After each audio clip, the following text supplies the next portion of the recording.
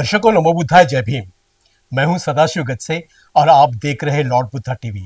दर्शकों, आपको मैं बता दूं कि महाराष्ट्र में 2024 के विधानसभा के चुनाव घोषित हो चुके हैं और उसका बिगुल भी बज चुका है और अभी कुछ ही दिनों में मतदाता वोटों के जरिए अपना विधायक चुनने वाले हैं।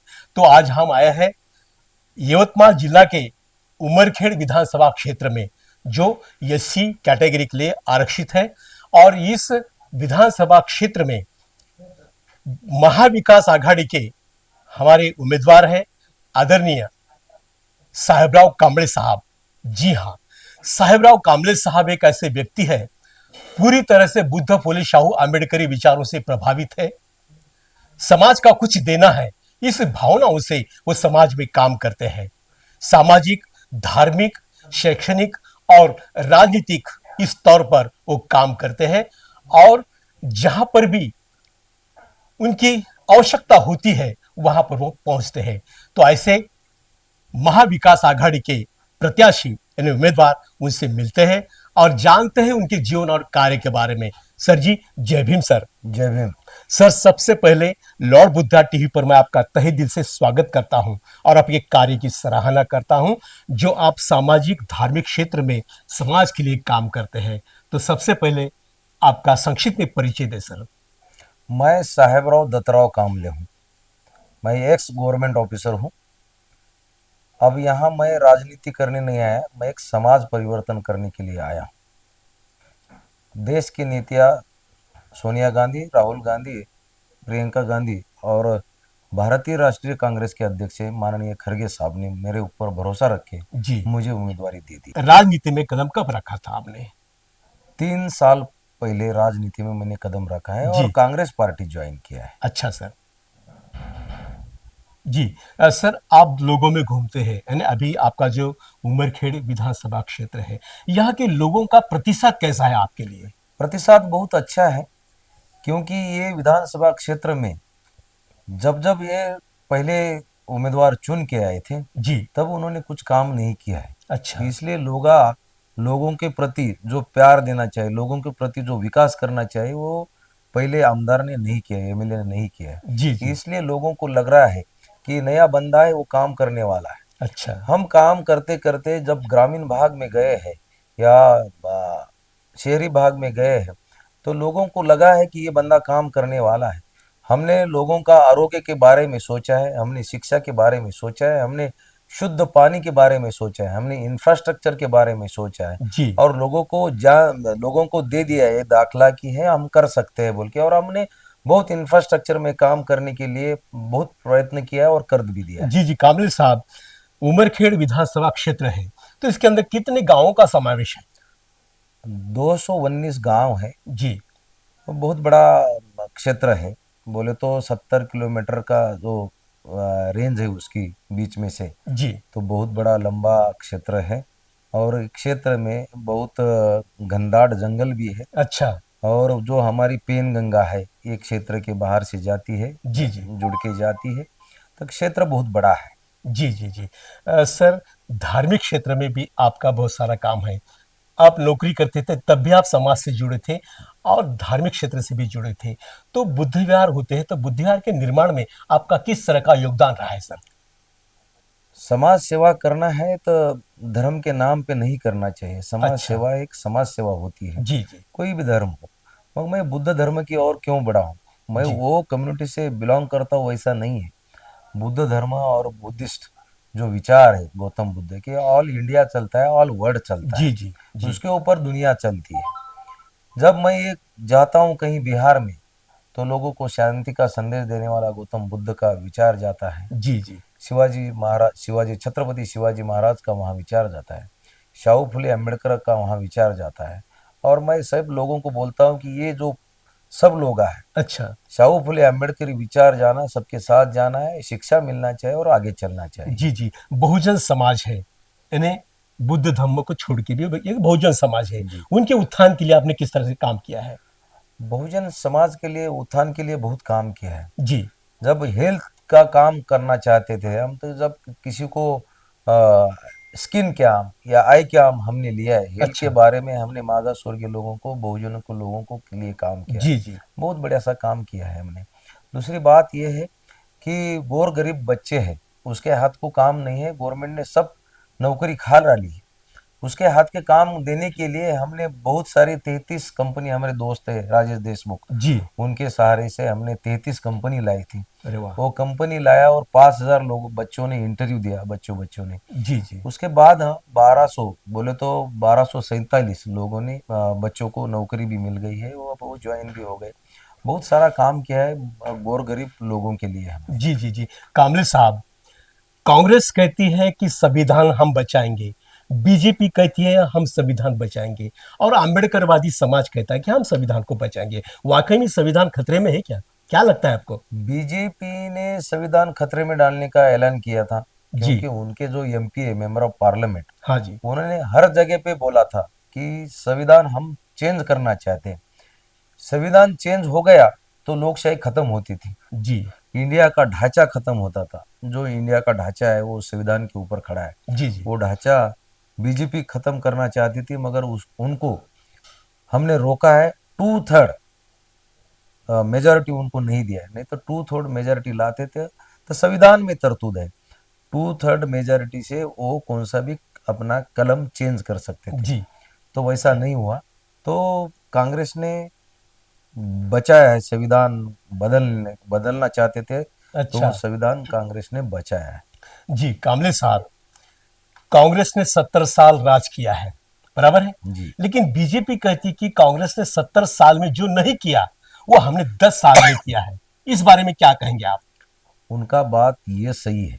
अच्छा। कांग्रेस ने जो 70 साल में किया है वो तो बीजेपी ने 10 साल में नहीं किया, 10 साल में किया है। हाँ, ऐसा बोलिए। कांग्रेस ने 70 साल में यूपीसी या इलेक्शन कमीशन या अपना रिजर्व बैंक जी। या अपना एयर इंडिया, ये सब इंस्टीट्यूट तैयार किए, ये की बीजेपी ने खत्म कर दिया। अच्छा। ये बड़ी बात की है उन्होंने। जी जी। कांग्रेस ने अभी तक वो सेकुलर पक्ष का मायने रखता था कि ये इंडिया सब लोगों का है, ये हम्म। भारत सब लोगों का है।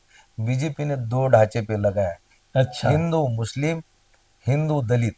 ये बीजेपी ने ये 10 साल में किया है। विकास के नाम पे कुछ नहीं किया है। शिक्षा नहीं है। देखो हमारे रूरल एरिया में 10 तक स्कूल है समझो, जी। 10 की मंजूरी है समझो। हम्म। और टीचर कितने लोग का होना चाहिए? 10 होना चाहिए। सैंक्शन 10 है तो यहाँ कार्यरत है। जो अच्छा। प्रेजेंट है 2 है, 3 है, तो क्वालिटी का शिक्षण गौर गरीब बच्चों को कैसा मिलेगा? जी जी जी। दूसरी बात है आरोग्य की, हेल्थ डिपार्टमेंट की। जो पीएससी है, प्राइमरी हेल्थ सेंटर है आरोग्य विभाग हमारे रूरल एरिया में, हम्म। वहाँ एएनएम नहीं है, एमपीडब्ल्यू नहीं है, एलएचवी नहीं है, लैब असिस्टेंट नहीं है, मेडिसिन नहीं है, फुल फिल डॉक्टर भी नहीं है। अच्छा। ये कहाँ का न्याय है? ये तो गवर्नमेंट का फर्ज है कि लोगों के लिए आरोग्य अच्छा देना चाहिए। जी जी जी। कामले साहब, मेरा सवाल आपसे ये है कि मुख्यमंत्री लाड़की बहन योजना लाई है सरकार ने, हम्म। तो इसका कुछ इस विधानसभा में कुछ असर हो सकता है क्या वोट के जरिए? हमारे सब माँ बहनों को समझ में आया है अच्छा। कि ये फर्जी है, फर्जी कर रहे हैं लोग। जी। क्योंकि लाड़की बहन तो ऐसा कुछ नहीं है, हमारे से यहाँ से जेब से पैसे निकाले यहाँ डाल रहे। कैसा है? हम्म। 20 रुपए का वो स्टैम्प पेपर था, उन्होंने 500 रुपए में कर दिया। बोले तो 450 रुपए, 480 रुपए यहाँ से उन्होंने उठा लिया। जी। 53 रुपए लीटर तेल था अपना, खाने का मीठा तेल, अच्छा। जी तो हाँ। कितने में होगा? 150 रुपए में होगा। बराबर है। यहाँ से 100 रुपए उन्होंने खा लिए। जीएसटी जब उनके बेटे के, उनके हस्बैंड के, उनके माँ के, उनके बाप के जेब में से जीएसटी 8-8 टके, 12 टके वो निकालते, जी जी। वहां का पैसा कहाँ गया? देखो कांग्रेस के पीरियड में जब 500 रुपए में गैस था, अब हम्म। उन्होंने 1200 रुपए कर दिया। ये कहाँ का न्याय है? ये सब लड़की बहन को समझ में आया है कि ये फर्जीवाड़ा है, जी जी। सब ये बदमाश लोग है, अच्छा। कुछ नहीं है। ये अपने इलेक्शन के लिए उन्होंने जुमलाबाजी बनाई है। जी जी। कामले साहब, आपकी विधानसभा क्षेत्र में, यानी उमरखेड़ विधानसभा क्षेत्र में, किन मुद्दों को लेकर जनता के दरबार में आप वोट मांगने के लिए जा रहे हैं? मैं 4-5 मुद्दे लेके जा रहा हूँ जनता के दरबार में। मैं विकास देखना चाहता जी। हूँ। यहाँ का उमरखेड़ और महागांव जो मेरी कॉन्स्टिट्यूशन है, वहाँ का विकास नहीं हुआ। जैसा कि यूपी पे डैम है हमारा, यूपी का टेल तक पानी जाना चाहिए कैनल से, वहाँ नहीं गया है। जैसा कि हमारे मतखंड में पानी नहीं गया, तो समर वैकेशन में क्या होता है, सब क्रॉप जल जाते हैं, शेतकरी का नुकसान होता है। दूसरा वेनी धरण है, वेनी धरण का लास्ट तक पानी नहीं जाता है, टेल तक नहीं जाता है, कैनल नहीं बनाई है 10 साल में, वहाँ भी क्रॉप का नुकसान होता है, शेतकरी का बहुत बड़ा नुकसान होता है। दूसरा है जी। कि यहाँ लाइट बिजली नहीं रहती है, हम्म, बिजली बार बार जाती है, ये किसानों का बहुत नुकसान है, फैक्ट्री वाले को नुकसान है, और सब सर्वसामान्य लोगों का नुकसान है। दूसरी ये बात है, यहाँ शिक्षा बराबर नहीं है, अच्छा। कि बिल्डिंग बराबर नहीं है, फुल फिल स्टॉप नहीं है, क्वालिटी का एजुकेशन नहीं है, तो उसके ऊपर हम काम करना चाहते हैं। दूसरा हेल्थ डिपार्टमेंट के ऊपर काम करना चाहते हैं।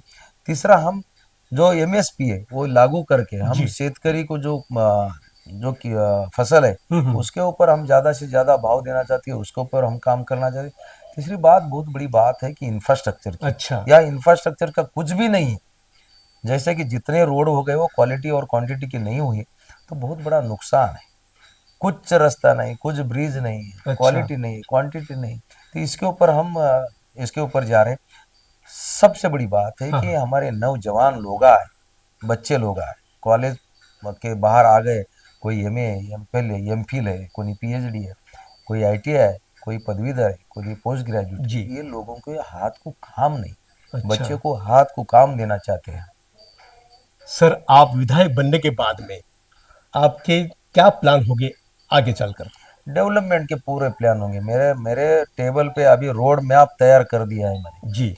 कहाँ एनएम नहीं, कहाँ एलएचबी नहीं है, कहाँ आंगनवाड़ी ताई नहीं है, कहाँ डॉक्टर नहीं, कहाँ इंजीनियर नहीं, कहाँ तलाटी नहीं, कहाँ ग्राम सेवक नहीं, कहाँ कृषि सहायक नहीं। ये तो हमने ढांचा बनाया है, ये तो जी। फुलफिल करेंगे हम।